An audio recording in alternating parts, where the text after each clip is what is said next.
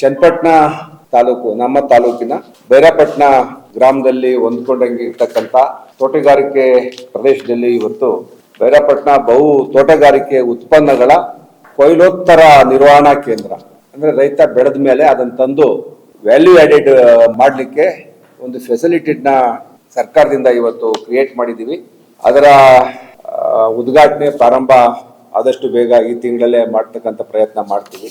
ನಮ್ಮ ಜಿಲ್ಲಾ ಮಂತ್ರಿಗಳು, ನಮ್ಮ ಅದೇ DCM ಸಾಹೇಬರು ಮತ್ತು ತೋಟಗಾರಿಕಾ ಸಚಿವರು ಅವರ ಮಗನ ಚುನಾವಣೆಯಲ್ಲಿ ಬ್ಯುಸಿ ಇದ್ದರು, ಅವ್ರನ್ನು ಕೂಡ ಡೇಟ್ ತಗೊಂಡು ಈ ತಿಂಗಳೇ ಇದನ್ನು ಸಾರ್ವಜನಿಕ ಬಳಕೆಗೆ ಬರೋ ರೀತಿ ಮಾಡಬೇಕು. 4 ಎಕರೆ ಜಾಗ 10 ಕೋಟಿ ರೂಪಾಯಿ ವೆಚ್ಚದಲ್ಲಿ ಕಟ್ಟಡ ಮತ್ತು ಎಕ್ವಿಪ್ಮೆಂಟ್ಗಳು ಏನೇನು ಸಂಬಂಧಪಟ್ಟಂಥ ಎಕ್ವಿಪ್ಮೆಂಟ್ಗಳನ್ನೆಲ್ಲ ಇನ್ಸ್ಟಾಲ್ ಮಾಡಿ ಎಲ್ಲ ರೆಡಿ ಇದೆ. ನಾಳೆಯಿಂದನೇ ಕಾರ್ಯ ನಿರ್ವಹಣೆ ಮಾಡಲಿಕ್ಕೆ ಎಲ್ಲ ವ್ಯವಸ್ಥಿತವಾಗಿ ಮಾಡ್ಕೊಂಡಿದ್ದೀವಿ. ಈಗ ಆದಷ್ಟು ಶೀಘ್ರದಲ್ಲೇ ಇದನ್ನು ನಿಮ್ಗೆ ಗೊತ್ತಿಗಾಲೇ ಮಾವು ಸೀಸನ್ ಪ್ರಾರಂಭ ಆಗಿದೆ. ಆದರೂ ಇದೇನು ಇದು ಬರೀ ಮಾವುಗೋಸ್ಕರ ಮಾಡ್ತಾ ಇಲ್ಲ, ಎಲ್ಲ ರೀತಿಯ ರೈತ ಬೆಳೆಗಳಿಗೆ ಅದಕ್ಕೆ ಮಾರುಕಟ್ಟೆ ತರುವ ಉದ್ದೇಶದಿಂದ ಇಲ್ಲಿ ಪ್ರೊಸೆಸಿಂಗ್ ಮಾಡ್ತಕ್ಕಂಥ ಕೆಲಸವನ್ನು ಬಹುಶಃ ದೊಡ್ಡದೇನಿಲ್ಲ, ಒಂದು ಜಿಲ್ಲಾ ಮಟ್ಟಕ್ಕೆ ಅನುಕೂಲ ಆಗೋ ರೀತಿನ ಒಂದು ಪ್ಲಾಂಟನ್ನು ಹಾಕಿದ್ದೀವಿ.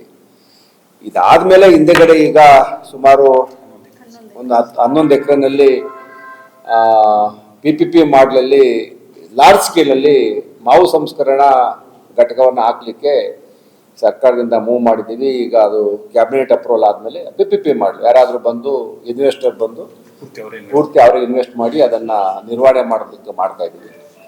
ಇದು ಸರ್ಕಾರ ಕಟ್ಟಿಕೊಟ್ಟಿದೆ, ಎಲ್ಲ ಪೂರ್ತಿ ಸರ್ಕಾರದ ಹಣದಲ್ಲಿ ಆಗಿದೆ. ಈಗ ಇದು ಇವರು ನಿರ್ವಹಣೆ ಮಾಡೋದಿಲ್ಲ, ಇದನ್ನು ಟೆಂಡರ್ ಕರೆದಿದ್ದಾರೆ. ಟೆಂಡರ್ ಕರೆದು ಇವತ್ತು ಸೌತ್ ಇಂಡಿಯನ್ ಫುಡ್ಸ್ ಅಂತೇಳಿ, ಸೌತ್ ಇಂಡಿಯನ್ ಫ್ರೆಶ್ ಅಂತ ಪ್ರಸಾದ್ ಅಂತ ಅವರು ಇಲ್ಲಿ ಬಂದಿದ್ದಾರೆ. ಅವ್ರಿಗೆ ಆಗಿದೆ ಅಂತ ಇವರು ಹೇಳ್ತಾ ಇದ್ದಾರೆ.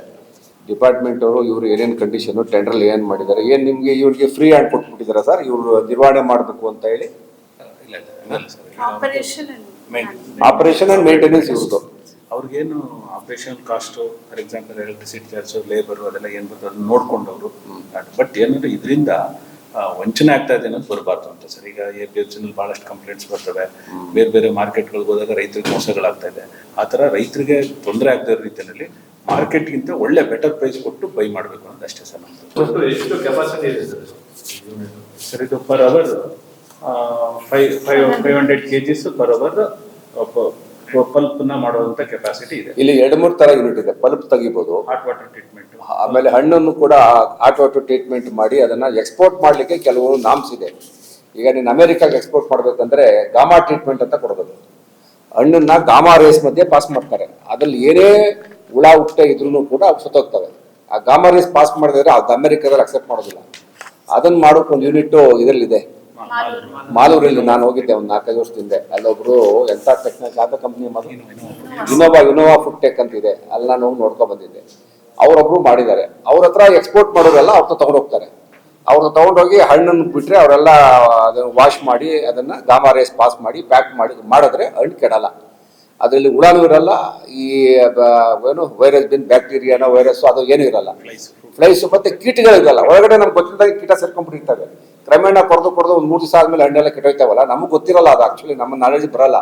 ಸೈಂಟಿಫಿಕ್ ಒಳಗಡೆ ಕೀಟ ಮತ್ತೆ ರೋಗ ಹಣ್ಣಲ್ಲಿ ಎರಡೂ ಇರ್ತದೆ. ಅದೆಲ್ಲ ಕಿಲ್ ಮಾಡಬೇಕು ಅಂತಂದ್ರೆ ಗಾಮಾ ರೇಸ್ ಪಾಸ್ ಮಾಡಿ ಅವ್ರು ಅಮೆರಿಕಕ್ಕೆ ಕಳಿಸೋದು, ಅದೊಂದು ಸ್ಟ್ಯಾಂಡರ್ಡ್ ರೀ. ಇದು ಇಲಾಖೆಯವರು ಫೆಸಿಲಿಟಿ ಮಾಡಿಕೊಡ್ತಾರೆ. ಇಲಾಖೆಯದ್ದು ಏನೂ ಇರಲ್ಲ ಇಲ್ಲಿ. ಇಲಾಖೆಯವರು ಈ ಫೆಸಿಲಿಟಿ ಕ್ರಿಯೇಟ್ ಮಾಡಿದ್ದಾರೆ, ಅದನ್ನು ಟೆಂಡರ್ ಕೊಟ್ಟಿದ್ದಾರೆ ಒಬ್ಬರಿಗೆ, ಅವ್ರು ಇದನ್ನ ನಡ್ಸ್ಕೊಂಡು ಹೋಗ್ತಾರೆ. ರೈತರು ಅವರು ಅದನ್ನ ತಗೊಳ್ಳೋಕೆದಲ್ಲಿ ಅದನ್ನ ಇವ್ರ ರೈತರಿಗೆ ವರ್ಕೌಟ್ ಆದರೆ ಇವ್ರು ಒಳ್ಳೆ ರೇಟ್ ಕೊಟ್ಟರೆ ತಂದಿಲ್ಲಿ ಕೊಡ್ತಾರೆ. ಇಲ್ಲ APMC ಇದ್ದೇ ಇದೆ. ಇವ್ರಿಗೆ ರೆಗ್ಯುಲರ್ ಆಗಿ ಈಗ ರೈತರಿಗೂ ಇವ್ರಿಗೂ ಬಾಂಧವ್ಯ ಬೆಳೆದ್ರೆ ಅದು ನಡ್ಕೊಂಡು ಹೋಗುತ್ತೆ. ಇದು ಒಂಥರ ಟ್ರಯಲ್ ಯೂನಿಟ್ ತರ. ಈಗ ಇದು ಯಾವುದು ನಮ್ಮ ರಾಜ್ಯದಲ್ಲಿ ಇದು ಫಸ್ಟ್ ಯೂನಿಟ್. ಎಲ್ಲ ಬಹು ಉತ್ಪನ್ನಗಳನ್ನ ಮಾಡಿದ್ರು, ಮಿಕ್ಸ್ ಪ್ರಾಡಕ್ಟ್. ಈಗ ತೆಂಗಿನಕಾಯಿ ಸೀಸನ್ ತೆಂಗಿನಕಾಯಿ ಮಾಡ್ತಾರೆ, ತೆಂಗಿನಕಾಯಿ ಎಣ್ಣೆ ತೆಗಿತಾರೆ, ಕೋಲ್ಡ್ ಪ್ರೆಸ್ ತೆಗಿತಾರೆ. ಹೀಟ್ ಮಾಡಲ್ಲ, ಅದರಲ್ಲಿ ಹೀಟ್ ಮಾಡಿದ್ರೆ ಒಂದು ಲಾರಿಕ್ ಆಸಿಡ್ ಅಂತ ಇರ್ತದೆ, ಅದು ಹೀಟ್ ಮಾಡಿದ್ರೆ ಅದು ಎವಾಪರೇಟ್ ಆಗೋಗುತ್ತೆ. ಹಂಗಾಗಿ ಕೋಲ್ಡ್ ಚೈನಲ್ಲಿ ತೆಗಿತಾರೆ ಅದನ್ನ. ಅದೊಂದು ಯೂನಿಟ್ ನೋಡಿದೆ ನಾನು. ಅದೇ ಡೆಸಿಗೆ ಮತ್ತೆ ಮಿಲ್ಕ್. ನಿಮ್ಗೆ ಗೊತ್ತಿಲ್ಲ, ಈ ಕೋಕೋನಟ್ ಮಿಲ್ಕ್ ಇದೆಯಲ್ಲ, ಕೋಕೋನಟ್ ಹಾಲು ಅಂತೀವಲ್ಲ ನಾವೆಲ್ಲ, ಇದೇ ಕಾಯಲ್ಲಿ ಕುಡಿತಿದ್ವಲ್ಲ.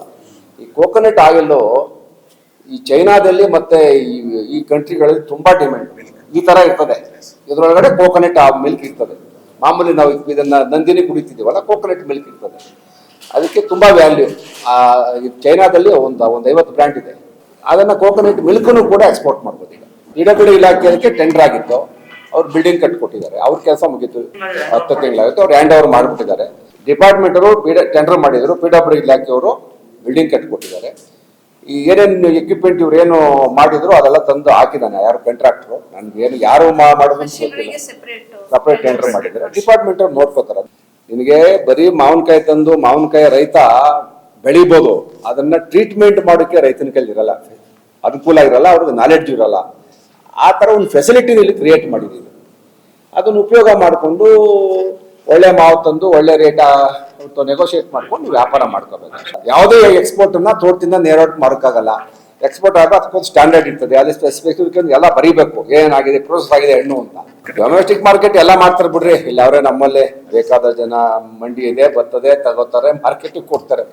ಕ್ವಾಲಿಟಿ ಮಾರ್ಕೆಟ್ ಬಂದ್ರೆ ರೇಟ್ ಬರುತ್ತೆ. ಇವ್ರು ಒಳ್ಳೆ ರೇಟ್ ಕೊಟ್ಟಾಗ ಮಂಡಿಲಿ ಒಳ್ಳೆ ರೇಟ್ ಸಿಗುತ್ತೆ. ನ್ಯಾಚುರಲ್ ಆಗಿ ಹಣ್ಣು ಮಾಡ್ತೀರಾ ಅಂದ್ರೆ ರಾಮನಗರ ಜಿಲ್ಲೆಯಲ್ಲಿ ತೆಂಗು ಮತ್ತೆ ಮಾವು ಮೇಜರ್ ಇಂದ ಅದನ್ನ 2 ಮೇಜರ್ ಆಗಿ ಇವರು ಕಾನ್ಸಂಟ್ರೇಟ್ ಮಾಡ್ತಾ ಇದ್ದಾರೆ. ಅಡಿಷನಲ್ ಆಗಿ ಎಕ್ವಿಪ್ಮೆಂಟ್ ಹಾಕೊಂಡು ನಾಳೆ ಬಾಳೆಹಣ್ಣು ಮಾಡ್ಬೋದು, ಬೇಬಿ ಕಾರ್ನ್ ಮಾಡ್ಬೋದು. ನಮ್ಮಲ್ಲಿ ಏನು ಪ್ರಾಡಕ್ಟ್ ಆಗುತ್ತೆ ಇವ್ರು ಮಾಡ್ಲಿ. ಪ್ರೈವೇಟ್ ಆಗಿ ಇವ್ರು ಕೊಟ್ಟ ಮೇಲೆ ಅವ್ರ ಕೆಲಸ ಅದು ಅವ್ರು ಮಾಡ್ತಾರೆ. ಎಣ್ಣೆ ಕಾಳುಗಳು ಬೇರೆ ಯಾರು ರೈತರು ಬೆಳೆದಿದ್ರೆ ಬೇರೆ ಎಣ್ಣೆ ಕಾಳುಗಳು ತಂದು ಆಯಿಲ್ ಮಾಡ್ಕೊಂಡು ಹೋಗ್ಬೋದು ಸರ್. ಹೌದು, ರೈತರು ಬಂದು ಮಾಡ್ಕೊಂಡು ಹೋಗ್ಬೋದು ಸರ್. ಅವ್ರಿಗೆ ಏನು ಚಾರ್ಜಸ್ ಕೊಟ್ಟಿದ್ರೆ ಚಾರ್ಜಸ್ ಕೊಟ್ಬಿಟ್ಟು ಅವ್ರು ತಗೊಂಡು ಹೋಗ್ಬೋದು ಸರ್.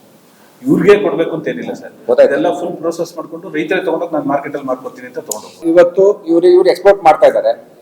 ನನಗೆ ಗೊತ್ತಿದೆ ತುಂಬಾ ಡಿಮ್ಯಾಂಡ್ ಇದೆ ಬೇರೆ ಕಂಟ್ರಿಲಿ. ಬಟ್ ಇಂಡಿಯನ್ ಇದು ಹಣ್ಣುಗಳು ಆ ಸ್ಟ್ಯಾಂಡರ್ಡ್ ಮ್ಯಾಚ್ ಆಗಲ್ಲ. ಅದು ಪ್ರಾಬ್ಲಮ್. ಮ್ಯಾಚ್ ಆಗಲ್ಲ ಅಂದ್ರೆ ಏನೋ ಗೊತ್ತಾ, ನಮ್ಮಲ್ಲಿ ಈ ಡಿಸೀಸ್ ಇವೆಲ್ಲ ಕಿಲ್ ಮಾಡ್ಬೇಕು, ನಾವೆಲ್ಲ ಪ್ರೋಸೆಸ್ ಮಾಡ್ಬೇಕಲ್ಲ. ನಾವ್ ಇಲ್ಲಿಂದ ಚೆನ್ನಾಗಿರ್ತವೆ ನೋಡೋಕೆಲ್ಲ, ಹೋಗೋದಕ್ಕೆ ಅದು ಹುಳ ಒಳಗಡೆ ಕೊರ್ದು ಕೊಳ್ತೋಗಿರ್ತದೆ. ಅವ್ರು ಇಂಡಿಯನ್ ಫ್ರೂಟ್ ಅಂತ ತಕ್ಷಣ ಬಿಸಾಕ್ತಾರೆ ಅಷ್ಟೇ.